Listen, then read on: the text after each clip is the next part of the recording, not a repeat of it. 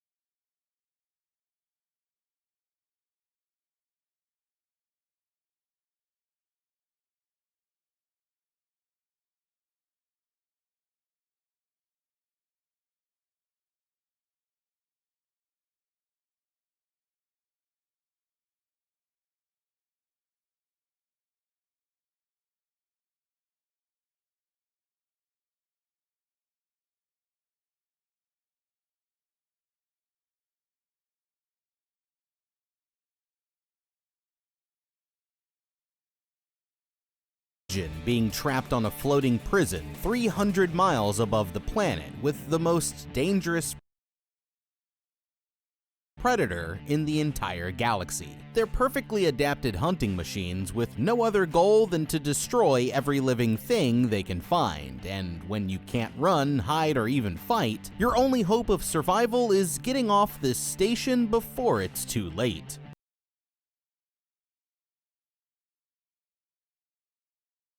We're here to break down the mistakes made, what you should do, and how to beat the xenomorph invasion in Alien Romulus. Somewhere deep in space, a Weyland-Yutani probe comes across the wreckage of the Nostromo, where Ripley first encountered the xenomorph 20 years before. Picking up a large cocoon, it travels back to a space station where a team of researchers decide to open it up. But that was their biggest mistake. 5 months later, Orphan Rain visits the colony office with her android brother, Andy. She's a farmer here at the Jackson Star mining colony, and she's finally earned enough time to buy her freedom. But when she tries to get permission to leave, they end up extending her contract for another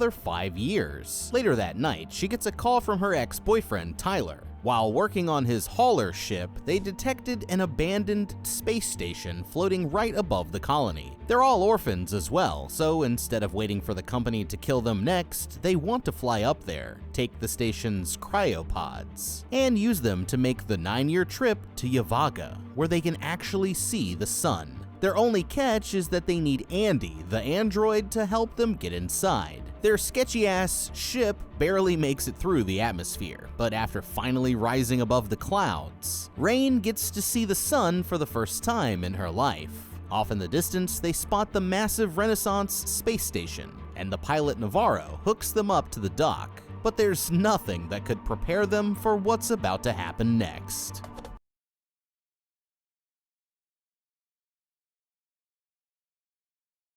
Okay, I get where these kids are coming from, but they need to be careful here before they end up walking straight into a death trap. They're overlooking the fact that they found this Oh my place God. because of a distress beacon. Wait. No. My mic was off the whole time? Bro, my mic was off the whole time. No. We're restarting. Hold on. We restarting. Today? Oh God. Okay,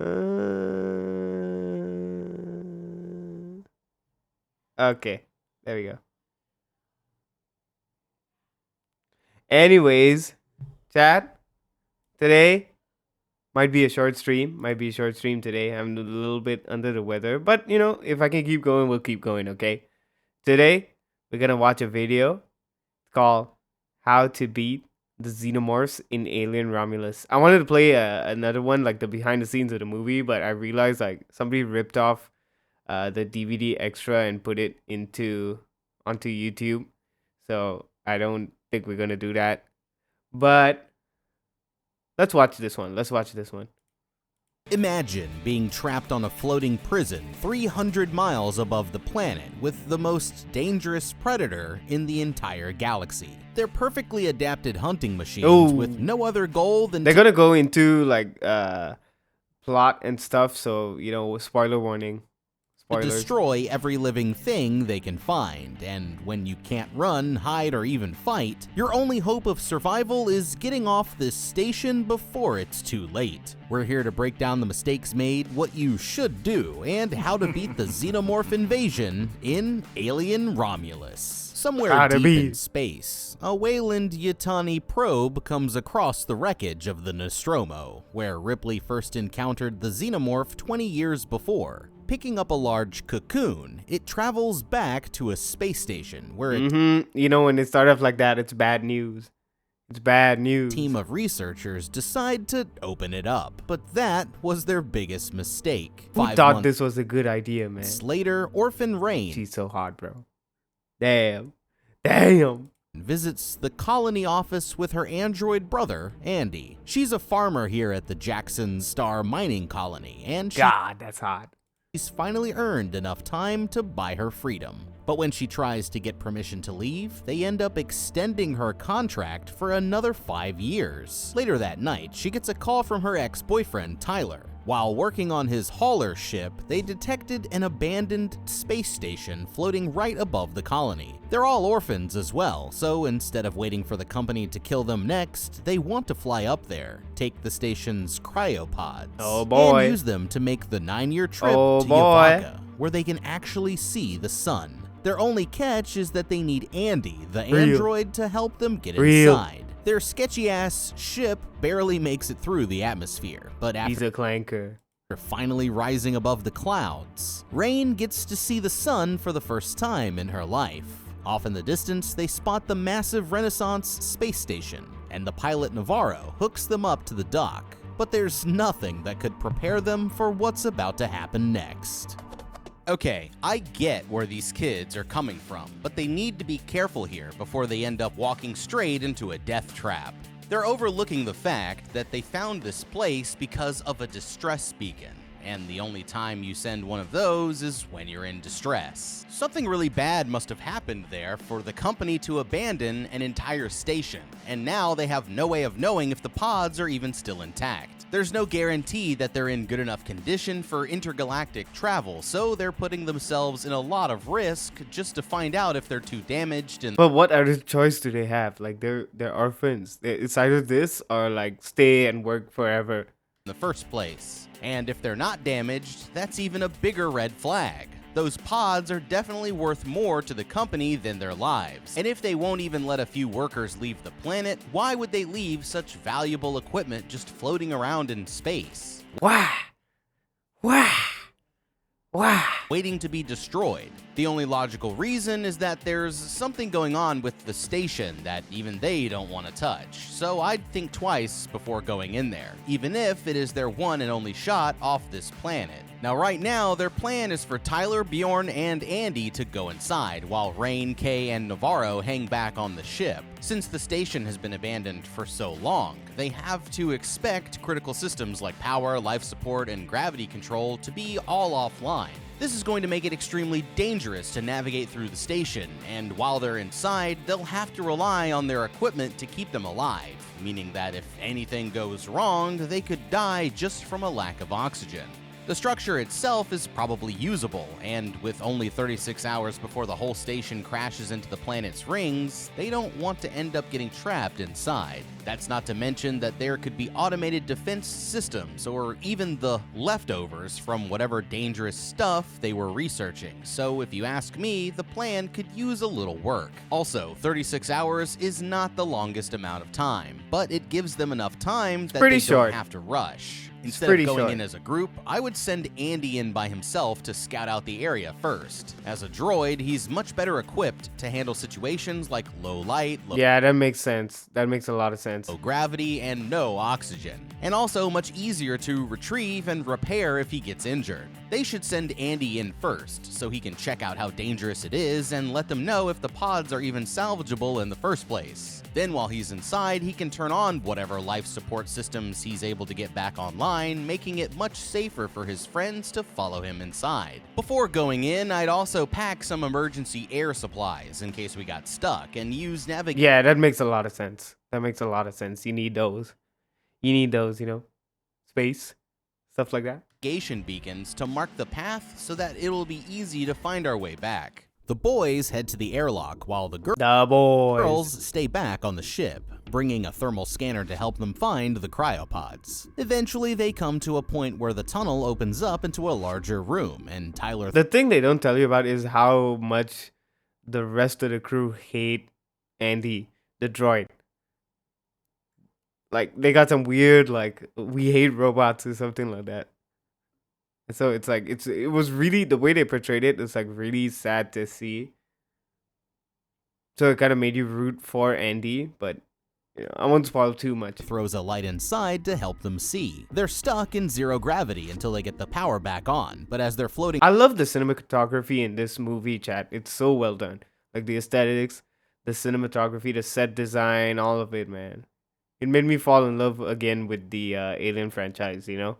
around the room, they hear the sound of a large machine powering up. To their surprise, it's the gravity generator, and it still needs to purge itself every few minutes to stop the entire station from exploding. Suddenly, Bjorn crashes to the floor as the gravity momentarily comes back, but luckily, he lands without getting injured, and they're all able to bring the computers back online using Andy's company access codes. This turns the gravity back on for good and powers up the cryopods that they'll need for the trip. But there's a problem. The pods don't have enough fuel. Tyler isn't ready to give up yet, and he uses the thermal scanner to find another cold spot on a nearby part of the ship. Ejecting the escape pod, he tells Navarro to pick it up while they go for the cryofuel instead. By lining it up just right, they're able to delicately catch the escape pod in the cargo bay of the hauler. Kay here starts feeling nauseous, and while her friends are taking care of her, they find out that she's pregnant with Bjorn's baby, making it even more important that she survives this trip. Down one of the hallways, a motion-activated voiceover explains that the station is split into two halves, Romulus and Remus. Noticing that they're creeped out, Andy tries to lighten the mood with some dad jokes, but that's when Bjorn snaps on him. He's salty because an android left his mom to die during an explosion in the mines, and tells Andy that the system that they're traveling to doesn't even allow synthetic humans, something that Rain knew but did not have the heart to tell Andy. They only need him to pilot the ship, but once they reach Yavaga, he's going to be decommissioned. This means it's a one-way trip, but his only Damn. You see what I mean, chat? You see what I mean? directive is to do what's best for Rain, so Andy promises to stick by her side no matter what. Following the signal, the boys arrive at a lab that seems to be the source of the cold, but that's when they notice something strange. The expensive equipment and machines are all still there, making it look like this station was abandoned more than intentionally retired. Bjorn picks up a shock baton, but while he's bullying Andy with it, the android actually saves him from falling down a massive hole that's melted straight through the floor. All the way at the back of a flooded chamber, Tyler finds the cryocells with more than enough fuel to make the trip.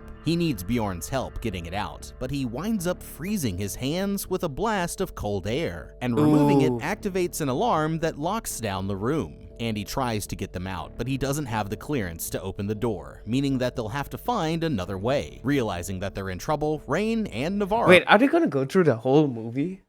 I think so. Okay. follow them to the lab, leaving Kay alone on the ship. The girl spots what's left of an android lying on the floor and realizes that she can use its module to upgrade Andy's clearance. But the droid attacks when she reaches for the chip, forcing the pilot to help her keep it down. Meanwhile, inside the room, Andy notices dozens of egg sacs stored along the back wall, and the temperature is steadily rising now that they removed the coolant. But these aren't just any egg sacs, they're face huggers. And while Andy takes several minutes to reboot, a bunch of these little abominations start dropping into the water at their feet.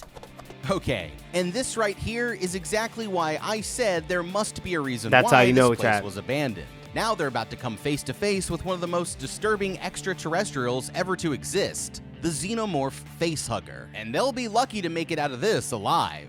These facehuggers are the second stage in the xenomorph life cycle, like a 2 to 4 foot long stages? crab scorpion-like thing Yo. with claw-like legs and a long tail used for latching onto a host. Their only goal is to hug your face. I and don't then think plant we've seen these in the game yet, Chad, did we? We haven't seen these in the an game. embryo down your throat, keeping you alive until the embryo is secure and then dying off as you become the parent to something much worse. Just like the big ones, they're extremely strong and have acidic blood, making it almost impossible to injure or remove them without harming the host. The boys are Ooh. trapped in here with about 24 of these things, and no way out until Andy reboots, but they can still save themselves if they act quickly. If it's not too late, the first thing they should do is put the cryo cell back where they found it. This means they won't make it to Yavaga, but it also means that no more facehuggers will get loose, and it's better than ending up as a xeno parent. I can promise you that. Otherwise, they're going to have to hold out until Andy can get the doors open. Luckily, Bjorn grabbed a shock baton, and it turned out to be a pretty effective weapon, because he can use it without exposing their acidic blood. The facehuggers are coming at them in the water, so what they need to do is group up and jump on top of some workstations. By getting to a raised surface, they'll give themselves a better vantage point where they can keep their legs and, most importantly, their faces out of the aliens' reach. Watch for the ripples that they make in the water and use the baton to fight them off if they leap out at you. Sticking the baton into the water itself might kill a whole group of them at once, but it also might fry Andy during a reboot. So I'd save that idea for a last resort. Another option could be to open the cryo cell in short bursts and use it to freeze them as they attack. For added protection, I'd put He really thought about all the options. Hello, Ice. How are you? How are you? We're watching videos. We're watching videos. How are you, my friend? How was your day? on their oxygen masks. This won't stop the facehuggers, but it's better to have at least some barrier than nothing at all, and will also help keep water out of their faces if they're caught in a struggle. In the meantime, Rain should go back to the lab, look Hey, man. Good fucking evening. Good fucking evening to you, bro. How are you? for weapons, I'm a little. I feel a little bit. I don't know why. I feel like I have a little bit of a fever, so I don't know how long I'm gonna stream today. But I'm gonna try. Tiring, but stream time. Nah, man. I appreciate that, bro. I appreciate you always coming. Thanks, man. Thank you. or a tool to get the door open manually, or anything else that might be useful, while Navarro starts running back She's so hot, bro. She's so hot.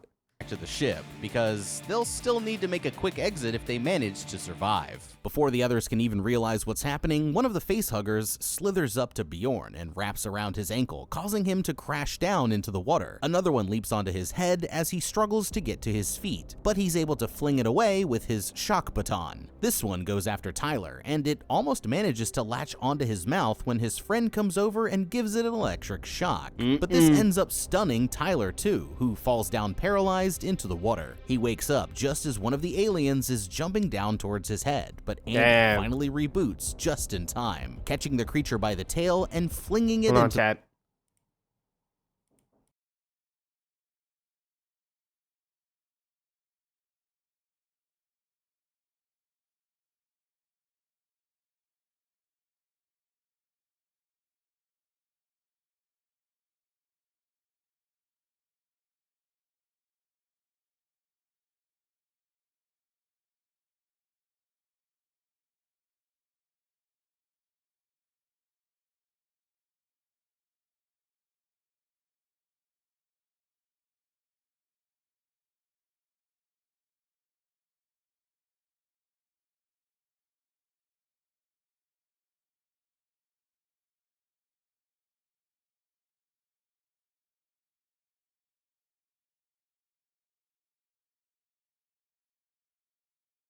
Gonna get some food in a bit. You know what I mean, Chad? You know what I mean? Okay. to the wall. Rushing for the door, they're able to get it open and escape the room, but an army of facehuggers is still right on their ass. Andy seals the doorway, but one manages to get through, jumping onto Navarro's face and firmly latching onto her neck. Oh, They can't this was get it the off saddest without part, Chad. This was the saddest part. trying to choke her, and Andy quickly That's points it, out it's that over. it's actually keeping her alive. It's over. Confused, the others notice that Andy It's is over speaking in for a different her. voice, and it seems like his clearance wasn't That's the crazy. Yo, Asian. What's up, man? Wait, what did I call you? Wait, what did I call you? Because I feel weird saying Asian twice. You know, seeing an annoying orange cartoon recommended to me by YouTube got me a wave of memories. Oh my god. Annoying orange. Man, annoying orange, Ryan Higa, Smosh, back in the day, yo. It was crazy. How are you? How was your day? Or if you're starting your day, how's your start going? I'm just chilling today because I mean, if you guys know, we've been playing Alien Isolation, so I thought we'd do some like alien themed videos. Good. That's good to hear. That's good to hear. I don't know how long I'm gonna stream for. Yeah, Alien Isolation. We've been playing Alien Isolation, but yeah. Yeah. Okay, let me play. only thing that recently got an upgrade. Still, he doesn't have any knowledge of what the creature is or if they can save Navarro, but he has an idea for how they can figure it out. In this part in the movie, the fact that he just switched up out of nowhere. I was like, yo, he just became British. First he was American, and then all of a sudden he was like, hello, we are here to kill the alien. There's only one way out of this ship. And I was like, hey, yo, since when did he become British? Taking the injured android off the floor, they hook him up to a power source and bring him back online. This is Rook, the station's This guy was former in the original Alien movie, the 1979 one. You know, if the alien got you, you change. What do you mean? What do you mean? What do you mean change? You mean the face hugger? You mean the baby alien crawls out of your chest? Do you mean that? Yes, yeah. science I know that. I know. It's pretty. The first time I saw it, I remember I got freaked out for like a month. For a month, I was like, hey, yo, that is creepy. officer. And according to Rook, the only ones that they can save now are themselves. He explains that the alien has planted a seed inside of their pilot, and it's only a matter of time before something even more dangerous grows out of her body. Oh, Looking boy. up, they see the creature responsible for destroying the station, the body of a dead adult xenomorph. This is what came from the cocoon that they found in the wreckage of the Nostromo, and it went on a rampage that killed Bro, look. Why bro looks CG to me? Yeah, he is probably CG. Hold on, give me a sec. Hold on.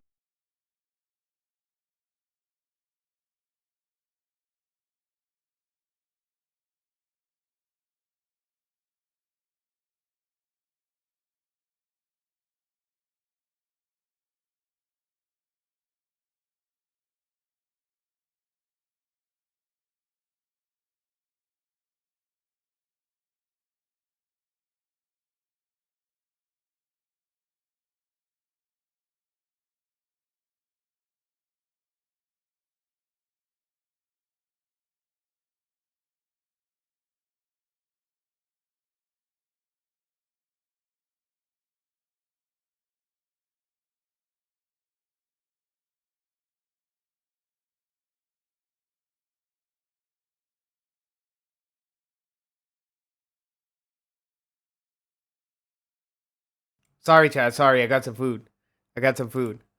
Okay.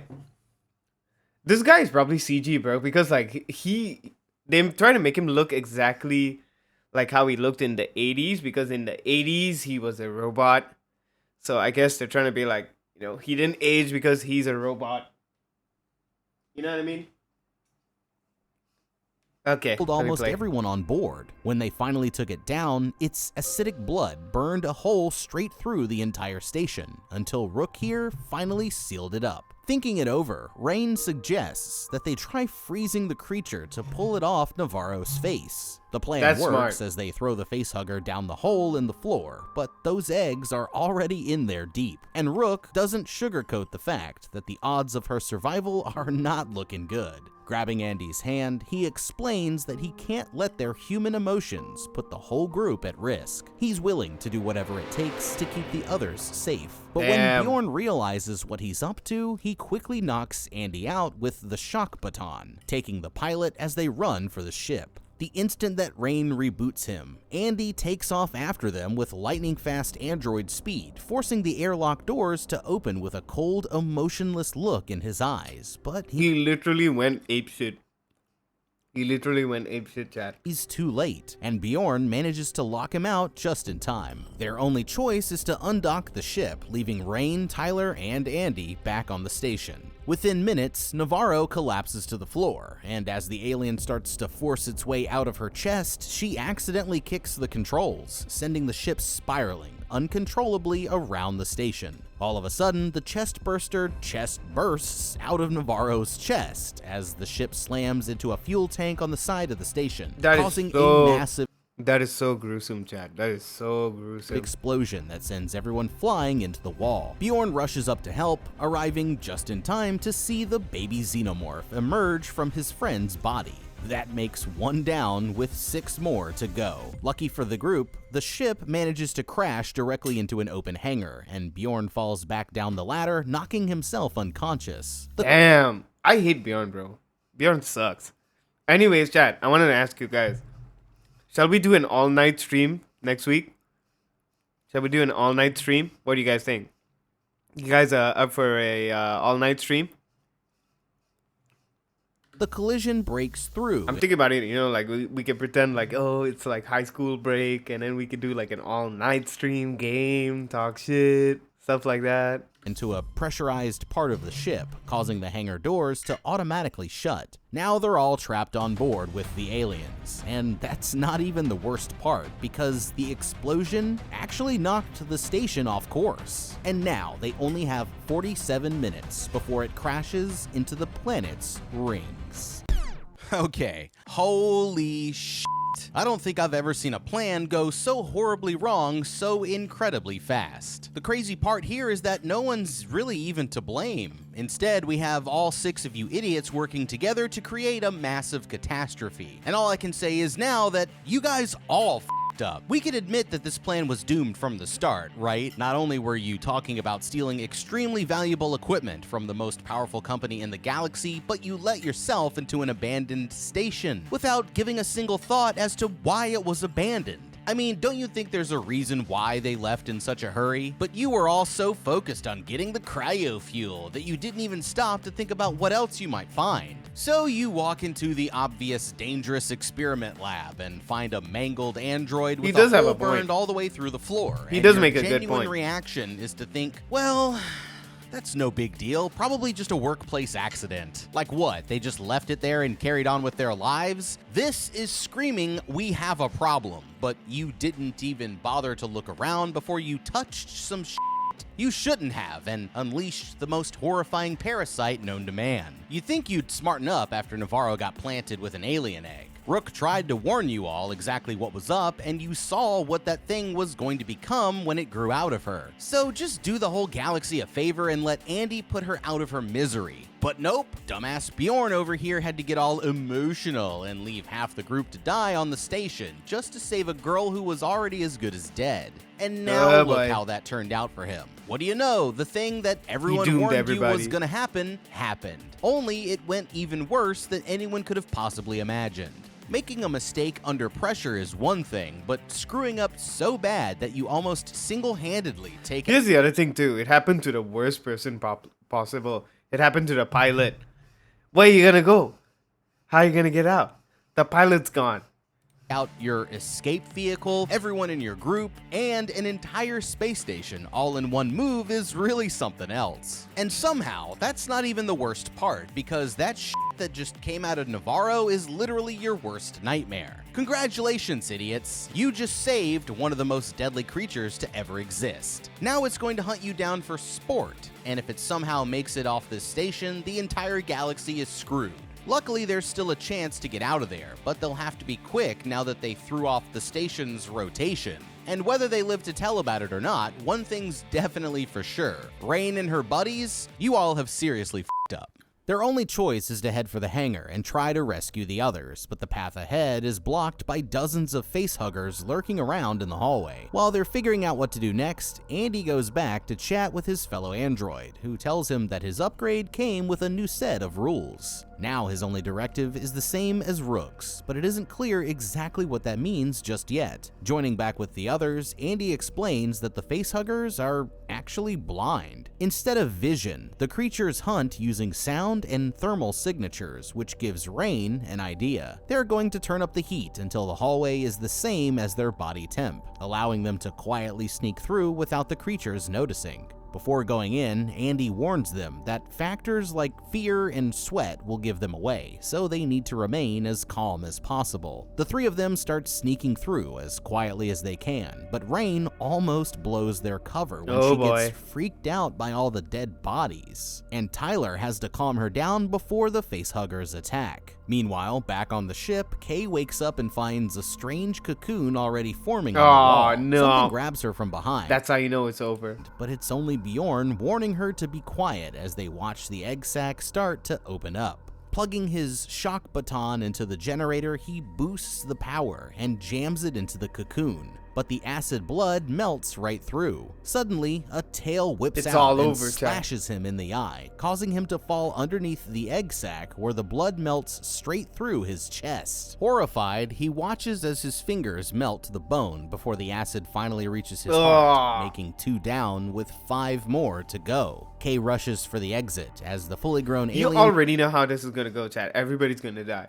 That's exactly what's going to happen. Starts to emerge, but it's jammed, and when she tries to call her friends over the radio, the sound almost gives them away to the facehuggers on their side of the ship. Luckily, she's able to find the key just at the last minute, but she's so terrified that she accidentally trips and falls right out of the ship, knocking herself out as she crashes to the ground. The others can't stay calm after hearing that she's in trouble, and now the facehuggers can tell exactly where they are. Telling them to run, Andy leads the way as they sprint for the nearest exit, with a swarm of the creatures closing in right behind them. The android makes it to the door first, and he starts sealing it up without a moment's hesitation. But Tyler manages to slide through at the last possible second. Rain shouts at Andy for almost leaving them, but he insists that he had it all worked out, promising that he knew they would make it in time. No, he Speaking didn't. of close calls, they only have half an hour left before the entire station is destroyed. So they have to keep moving if they're going to save their friends before it's too late.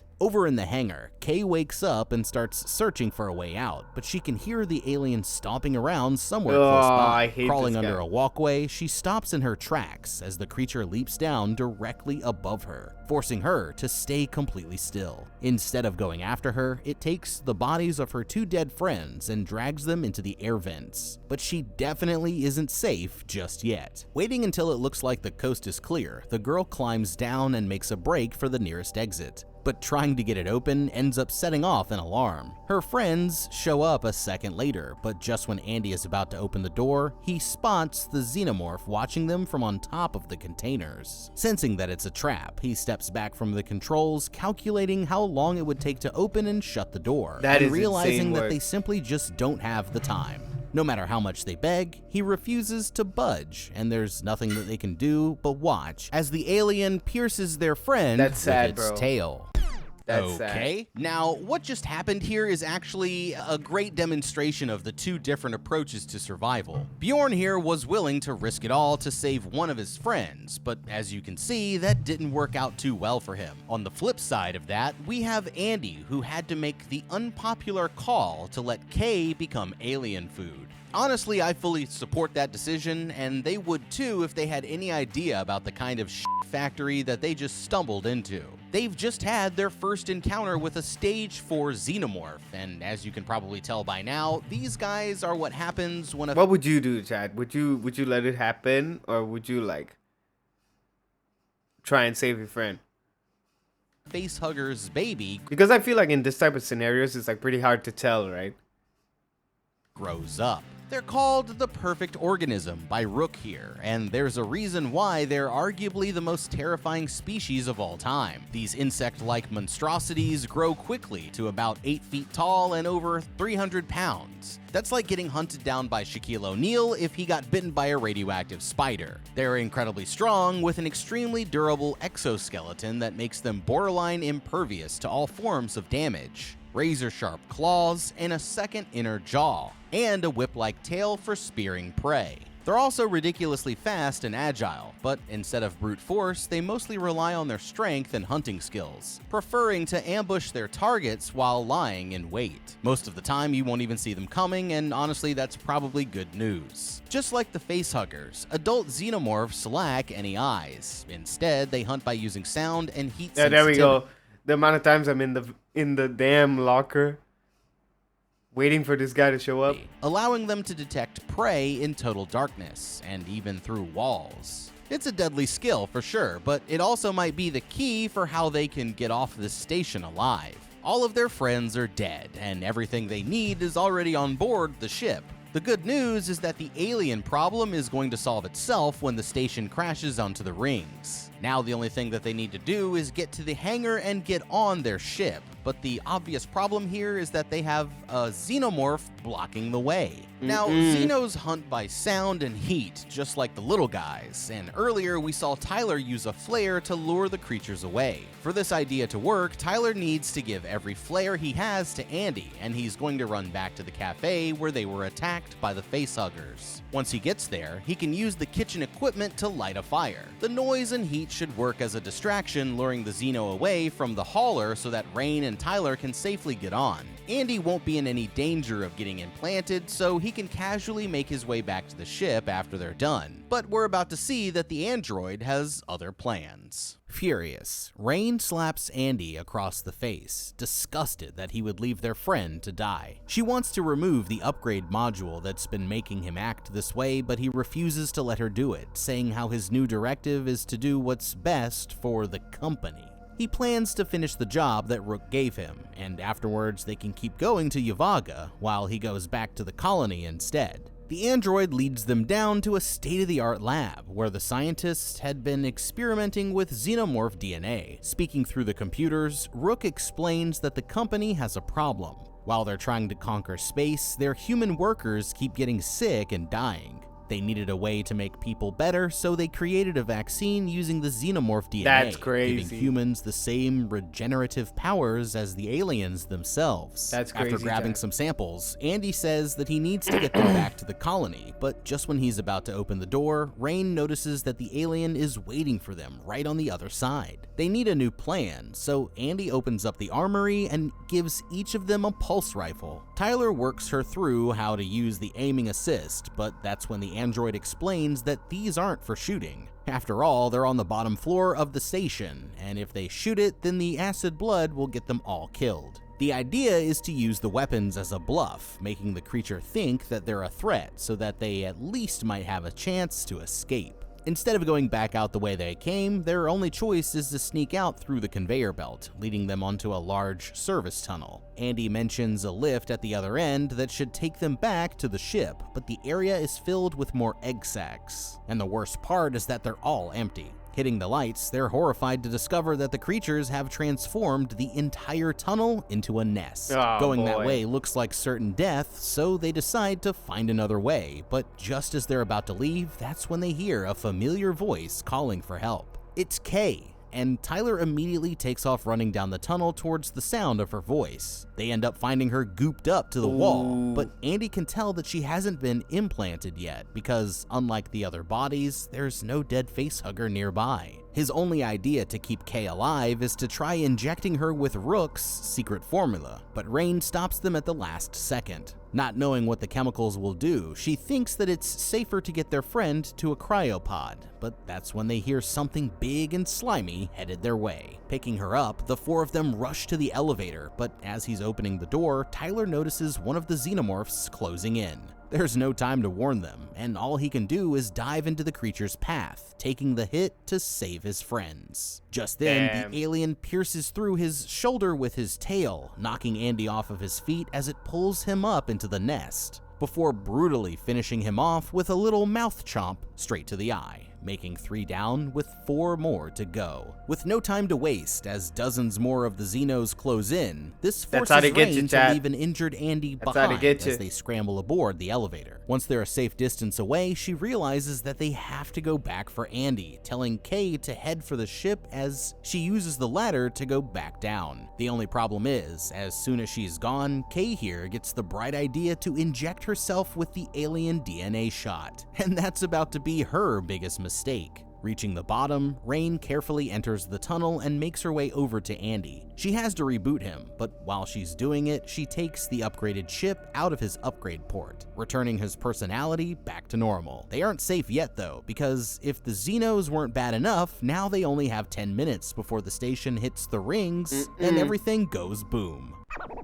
Okay, Rain just made a critical mistake by leaving her friend alone with the samples. Rook made it clear that his only directive is to make sure that the Xeno DNA reaches the colony, and by sending Kay off on her own, she got rid of the only bargaining chip that they would have had. Splitting up is almost never a good idea. It seems like the smarter choice would have been to get Kay to safety first, and then come back for Andy if she had the time. Now they need to get back to the ship before the whole station is destroyed, and the only way to do that is by using the elevator. But we don't have time to wait because a horde of Xenos are already closing in. The aliens have beat us in every way when it comes to a fight. They're stronger, faster, and sneakier, and even if you shoot them, their blood will just melt right through the floor and get you killed anyway. If they can't get to the elevator, then their only choice is to run back to the lab, but that doesn't mean that they're out of options. First, they can use the equipment there to quickly build themselves weapons that don't draw blood. Then, Andy should use his abilities to turn the heat in the entire station up to body temperature, allowing their thermal signatures to blend in, before finally starting a fire here in the lab. The source of heat should distract the Xenos while they quickly sneak back to the elevator and get to their ship before they get turned into space dust. Just then, a swarm of aliens starts coming towards them, but bluffing them with the pulse rifle works, at least for now. Running for their lives, they make it back down to the conveyor belt, only to learn that Rook has the doors locked down. Now that the samples are headed for the colony, these two have outlived their usefulness, and he won't do anything to save them because it might put his mission at risk. Furious, Rain pops off a few shots into the CRT, but it looks like there's no way they're getting out of this, and there's only a matter of seconds left before the aliens realize that they're defenseless. Meanwhile, back in the hangar, Kay finally makes it back to the ship. Speaking through the monitors, Rook starts trying to convince the girl that her friends are already dead, telling her to hit the autopilot button and save herself. The others are about to accept that it's all over, but that's when a dad joke gives Rain a last-minute idea. Rushing to the controls, she quickly turns off the gravity generator, causing the tunnel to go 0G. While Andy helps her keep steady, she starts absolutely unloading into the swarm of Xenos with her pulse rifle. And the lack of gravity means that their acidic blood won't melt straight through the floor. Now the aliens don't even stand a chance, and she's able to take down the entire horde just before she's about to run out of ammo. There's just one problem. Now the chamber is filled with clouds of floating green death, and their only way out is to avoid getting a single drop on them as they head back for the elevator. It's a dangerous trip, and even when they finally get there, they realize that the elevator can't work without gravity. This means that they'll have to Peter Pan their way out of there, but just before she jumps, another alien grabs Rain by the leg, trying to pull her back through the gate. She blasts its hands off with the rifle, but the force sends her tumbling out of control up the shaft, and its acid blood melts through the gate, allowing more of them to get inside. Reaching out for Andy, she tries to grab his hand before the next gravity purge, but but she can't do it in time. Suddenly, the girl plummets down as the gravity turns back on, and as she's falling, one of the xenomorphs catches her with its tail. That's when the acid blood finally melts. It just gets crazier and crazier, man, chat. This movie, it just gets crazier and crazier. Like,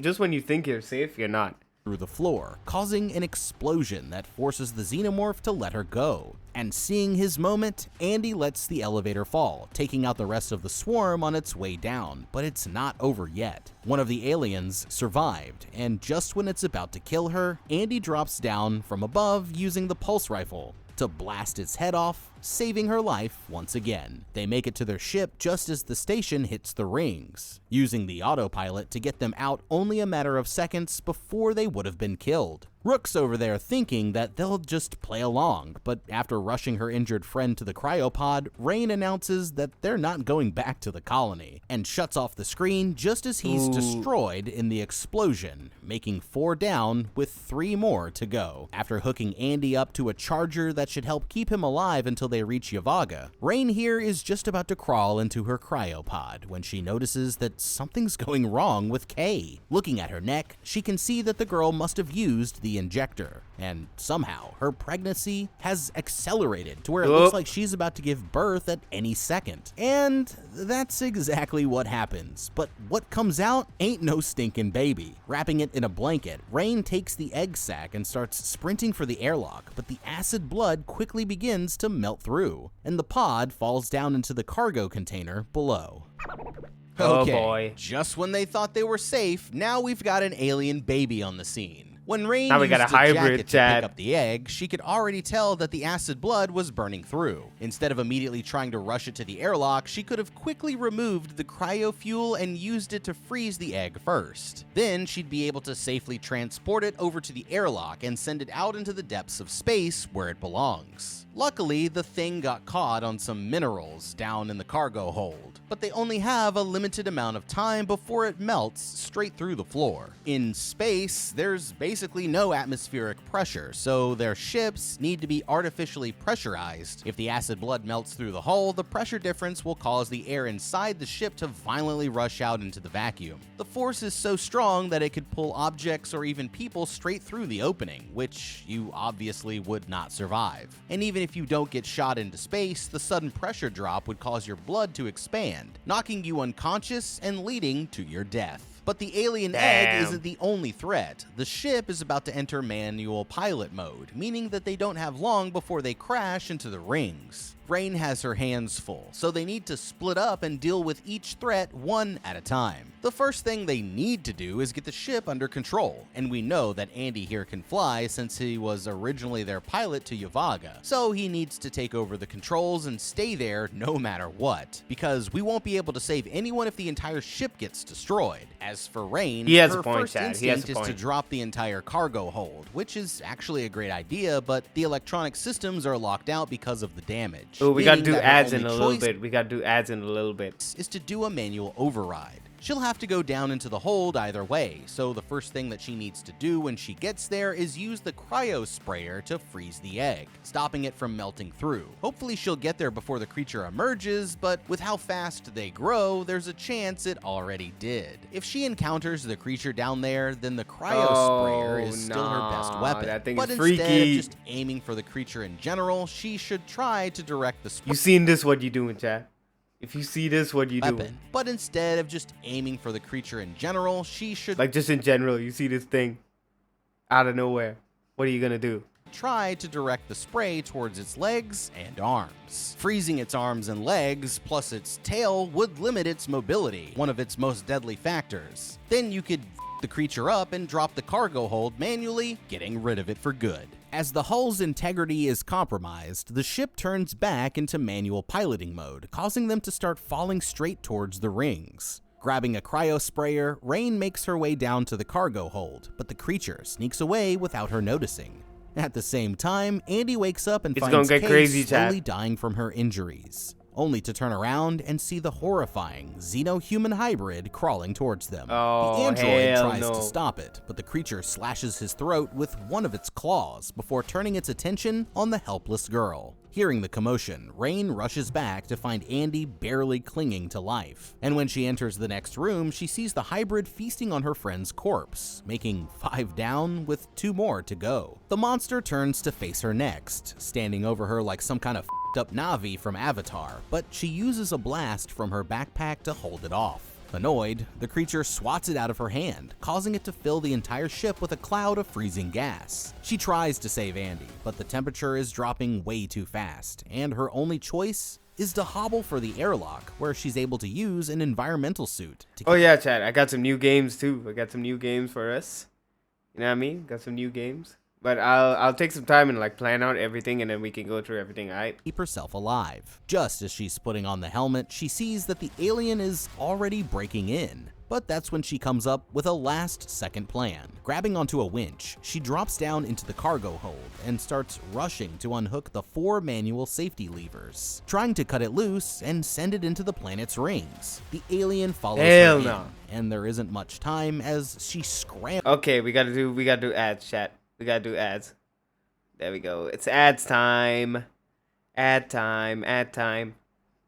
to hit each latch. But just before she can get to the last one, the creature pops up behind the girl and knocks her away. With the monster standing over her, Rain realizes that her only hope is to kick the egg sac, causing the acidic blood to melt through the floor. In an instant, they're both violently sucked out into the vacuum of space, leaving her dangling with only seconds left before their ship hits the rings. Fighting for her life, the girl begins pulling herself back up. But just then, the alien grabs onto her suit, holding her in Ew. place as it leans in to finish her off. As the glass on her helmet is about to shatter, she desperately pulls on the winch, releasing the final lever and sending the hybrid plummeting down with the container, where they're both blown apart by the impact. Pulling herself in, Rain makes it to safety just as the autopilot kicks back on, saving their ship from being destroyed as well. Setting a course for Yavaga, she Let's loads go. Andy into a pod to keep him alive, before climbing into one herself, knowing that the next time she'll wake up, she'll finally be able to see the sun. And in the end, that makes 1 hybrid down with 2 survivors. But after seeing everything that's happened, I'm starting to think that life back on the colony might not be so bad after all. Alien Romulus. What a f***ing Crazy, trip, man. man. This movie Crazy, was, chat. you know, That's not crazy. perfect. It definitely That was a really good movie, for real. I think you guys should watch it. Like, if you haven't already, I think you should. I think you should. Give me a sec. I gotta go wash my dishes and stuff, and I'll be right back, okay? I'll be right back, chat. Don't worry. I'll be right back.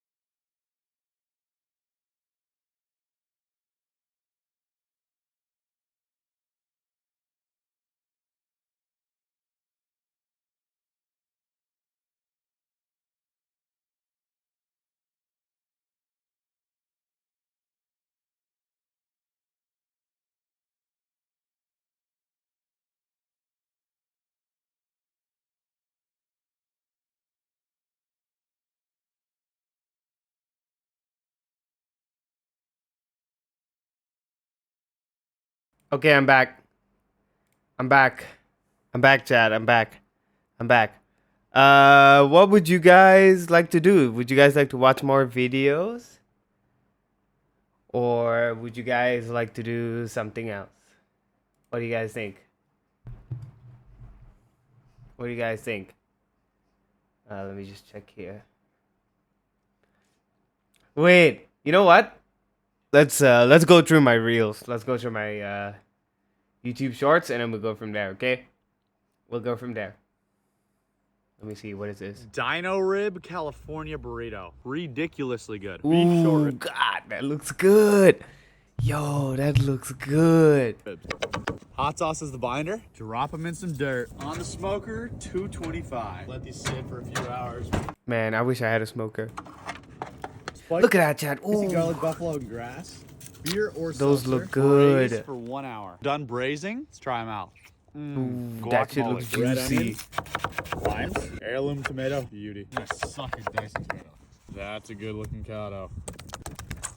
And of course, Cuso's tequila lime habanero. Flaky salt. Black pepper. Woo! We're making a healthy crema. Chipotle peppers in adobo. Cuso's hot honey. And then non-fat Greek yogurt. Blend it all up. Cheese on the bottom. Fries. Guacamole. And then the beef rib. Finish it off with crema. Wrap it all up. Since it Man, this shit is making me hungry, Chad. This shit is making me was hungry. so thick, we had to cheese crust it to make sure it's sealed. The cross section is beautiful. Crispy fries paired with the refreshing God, limey I just ate, but damn. guac, and then that savory meat in there. Unbelievable combo. Ooh.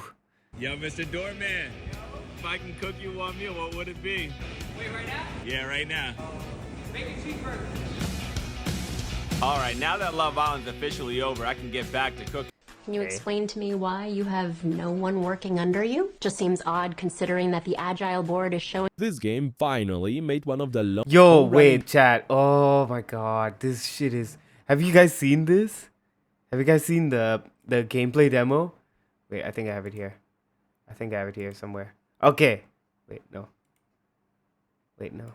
Okay, right here, right here. Okay, we'll watch this. We'll watch this one, chat. We'll watch this one. I'm gonna put it here. Okay, just check this out. Just check this out. It's pretty good.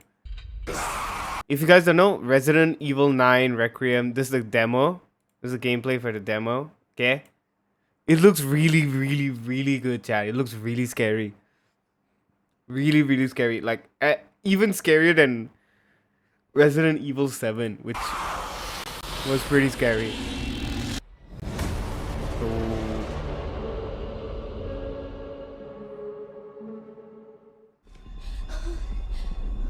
Wait, you know what? Hold on. Let me just search for this. And 2025. Okay, there we go.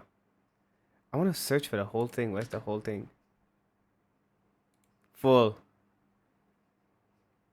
Let's do this one. Let's do this one.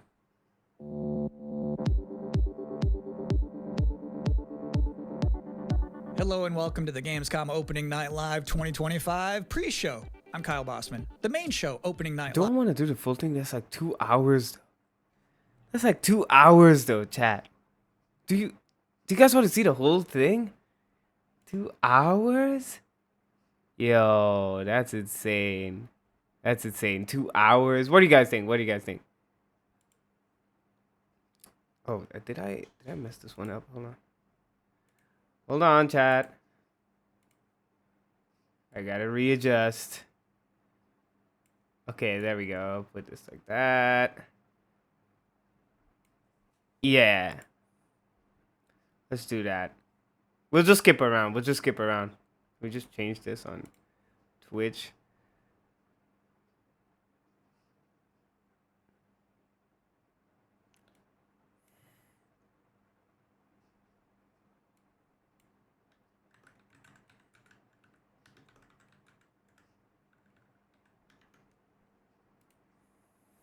Okay, there we go, chat.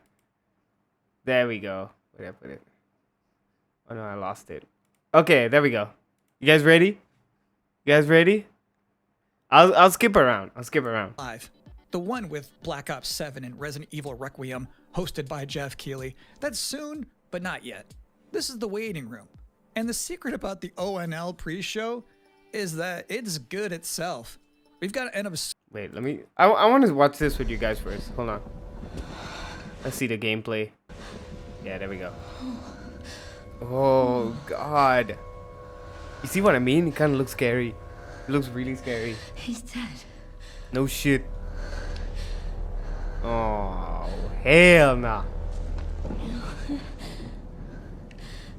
Infected. Ooh. Out of nowhere, Chad. Out of nowhere. What the hell is that thing? Ooh. Nah.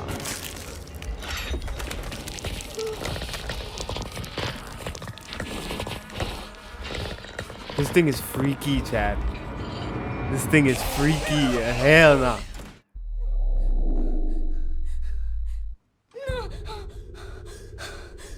Should I get this game, chat?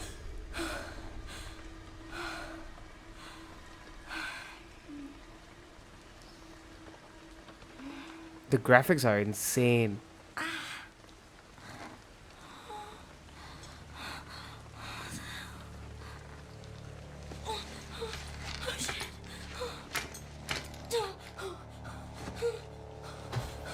What is this?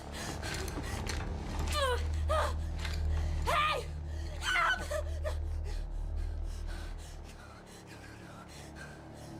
Nah, I'd be freaking out.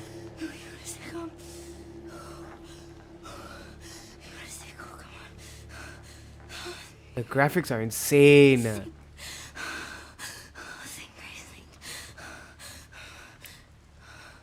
Oh, they're taking the blood? How much blood did they take, bro? Ew. So many questions. Oh, yes.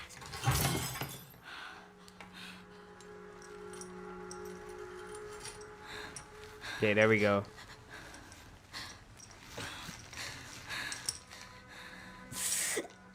Ooh.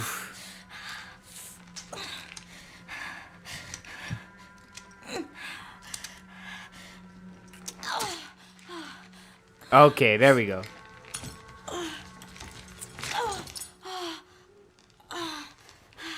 Ooh, that's gotta be painful.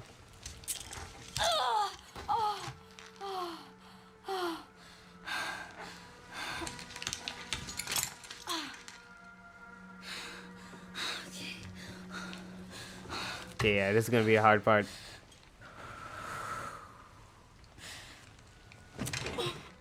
This is gonna be the hard part. Ooh. Ooh. Ooh.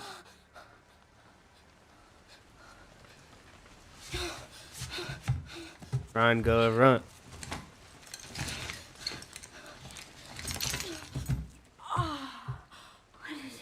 The cutscenes are so good. This could like literally be a movie.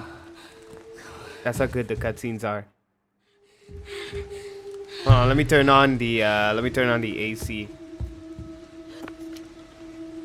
Gotta turn on the AC. There we go.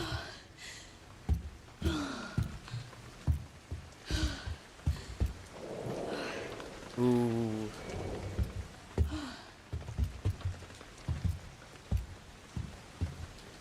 You can't really see her face. Okay. I like how it's in first person.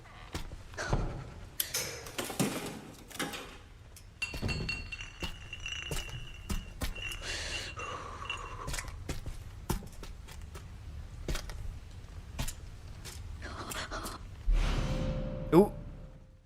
What is that? What is that, Chad?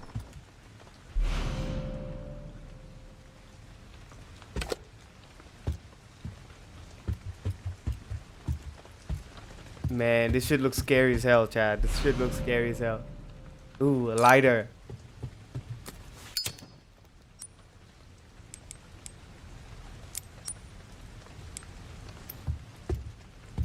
So the other thing is, chat, I'm not sure if it's like gonna be all in first person or if it's gonna be like over the shoulder. Ooh.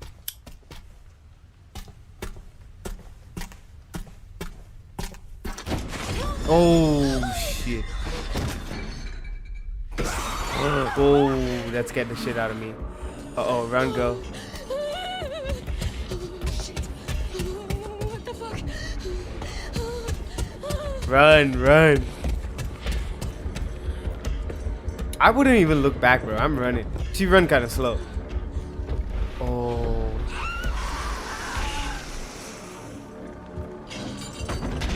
Oh, she hates the light.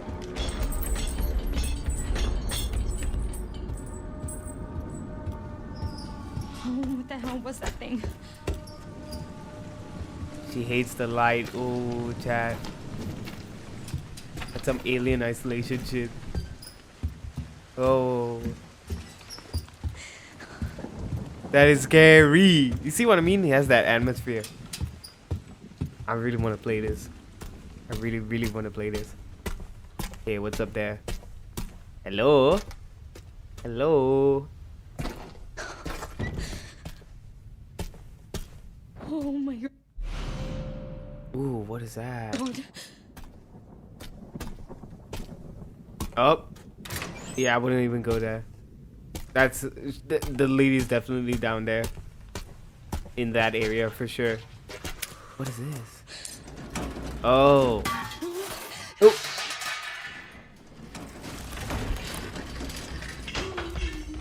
I have anxiety attacks playing this game, chat. For real. I have anxiety attacks for real. Oh, nothing.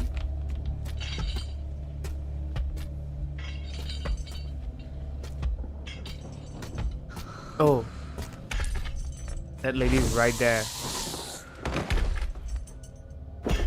Ooh, she's right there.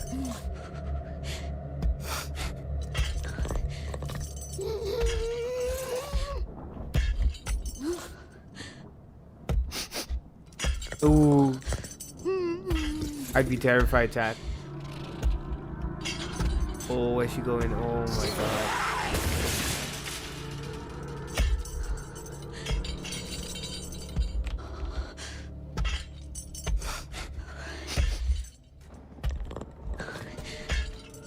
Oh, hell no. I never like actually played a Resident Evil game, so like I've watched walkthroughs and stuff, and that's why I was like, oh, looks pretty chill. You know, like it seems like a nice fun game.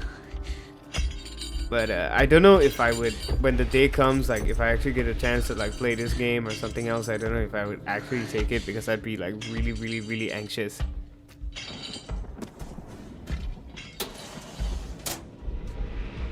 Hello. Oh.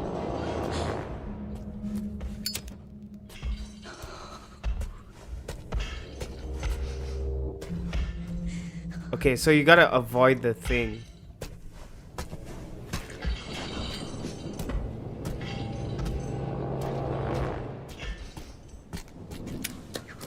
At least you can kind of hear her coming. Ooh.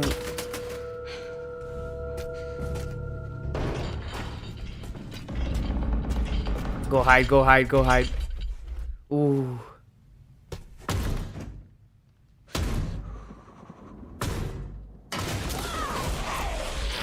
Oh, run, run. That's not good.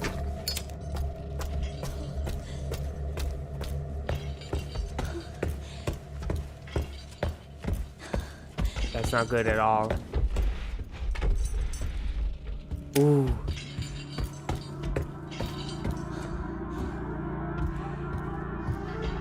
Why would you go back? Oh, why would you go back, bro? Oh, no.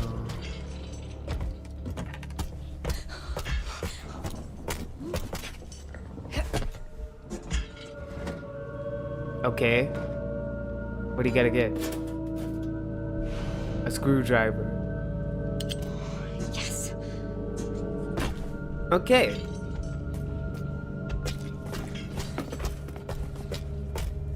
I can hear something moving in the back. Also, the horse statue is creepy. Just imagine like At first, I thought the horse was gonna like chase. Don't come any closer. Ooh, nah. This game is so dark though.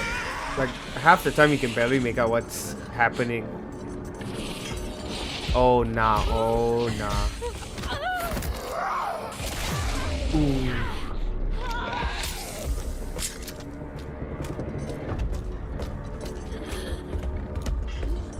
That thing's a biter. The tall evil lady.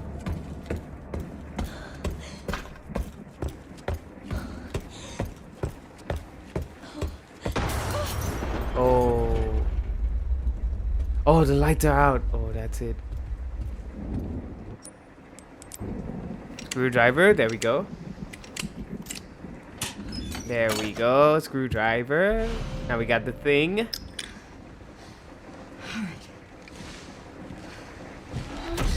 Ooh. Uh-oh. Uh-oh. Run. Run, boy. Run, run.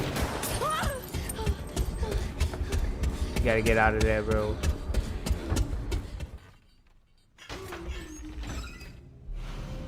Green herb. Oh, not this way, not this way, not this way. Ooh. They got a few different mechanics here.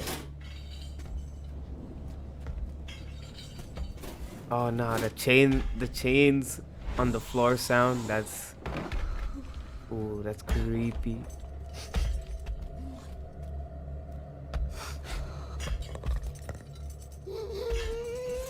Oh. Oh. Oh, that's it. It's over. Oh my god.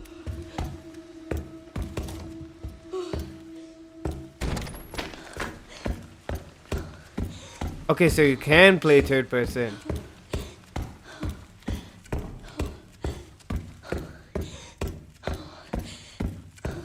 Why is she running so loud?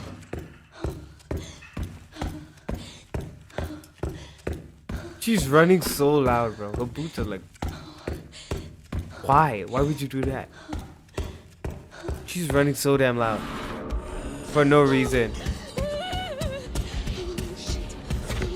What the fuck? Man, hell no. Hell to the no.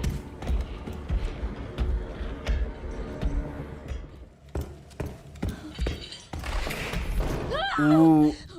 Oh. Go run, go run, go run.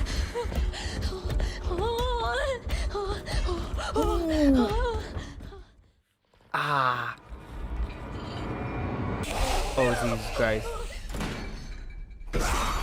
Whoa.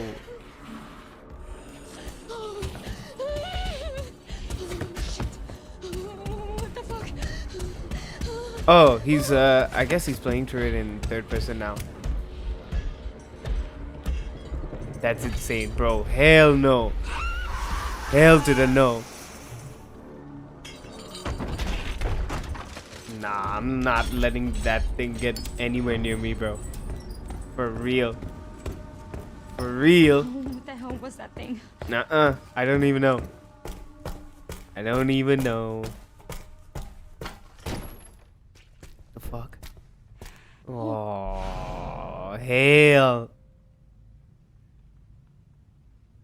Oh my god. You know what, chat? Tonight feels kind of cozier than most nights for some reason. I don't know why. But it feels that way. Feels that way a little bit to me. Feels like I just want to read, you know, chill, have a late night, relax, take it easy. You know what I mean? You know what I mean, chat? Okay, yeah, he's doing the third person perspective now. Oh.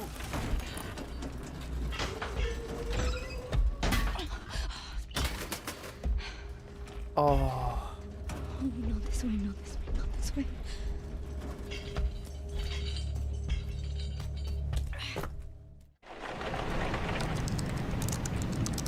Ooh, okay.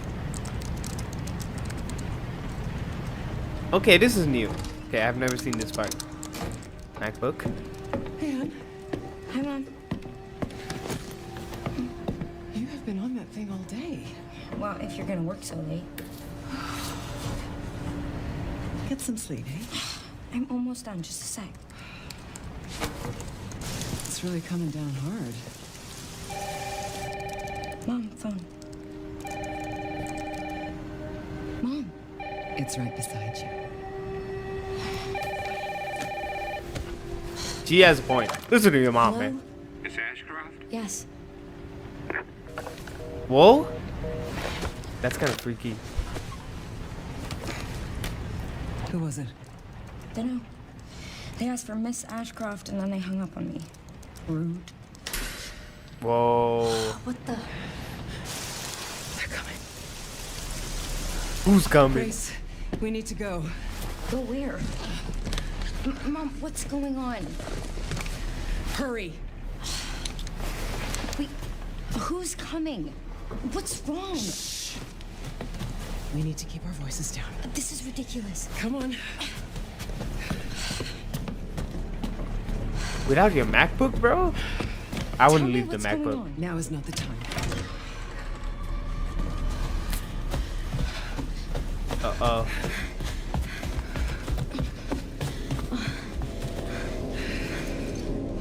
This place is getting freakier and freakier. Ooh, ooh. Yo, I'd be freaking out if my mom did that Stay close. with the gun. Mom, wait. Grace, I'd be freaking out. keep moving.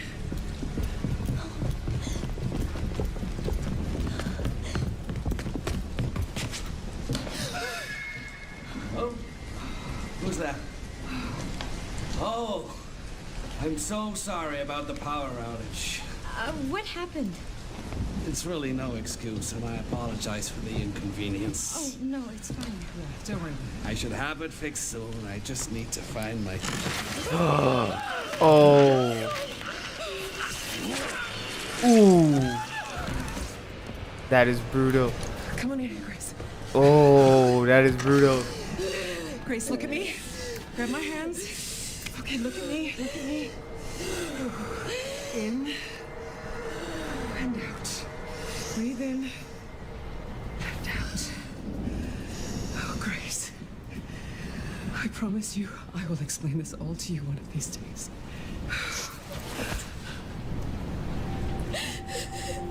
Man, I'd be scared too, bro. Please know that you are my hope. Never forget that. What are you talking about? Just... I love you. Nah, it's like she's saying goodbye. Okay. Nah. Mom, I'm scared. No. We need to find a way out of here now. But we don't have any of our stuff. We can come back for it later, Grace. Oh. Yo, that was a sick opening. Okay, I've seen this part. Sir. I've seen this one. This one was like the promo trailer, I think.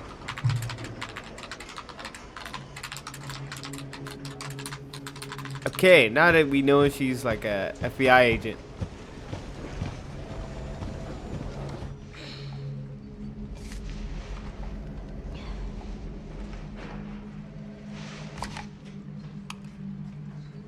Man, if I was in the office again and they give me a cubicle, I'd be like, hell yeah. Grace. Grace. Grace Ashcroft. Yes? My office. Oh, coming. Oop.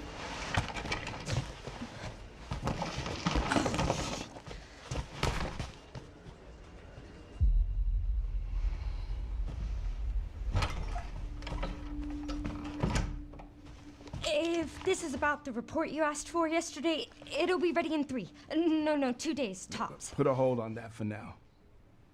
We found another body. One that exhibits the same pathology as the others we've been investigating. Oh, hell no. Now, I need a good technical analyst on this. Okay.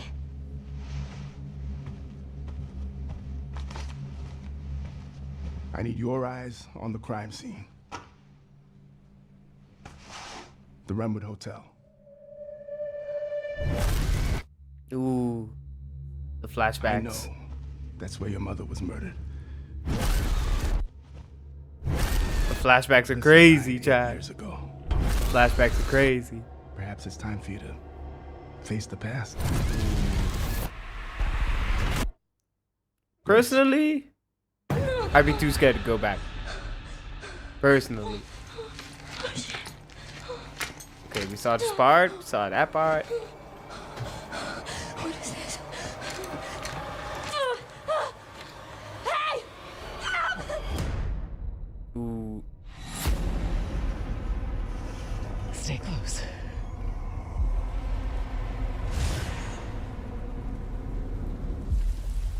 They're coming.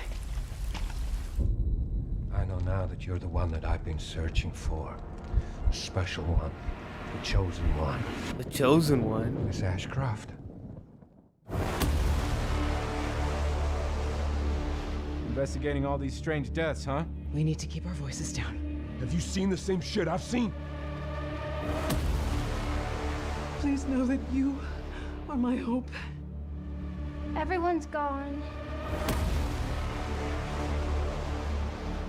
Ooh. Stay away from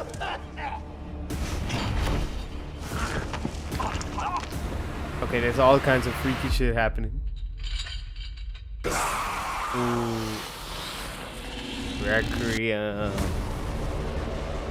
Hell yeah. Okay, what's this part? RTX path tracing footage.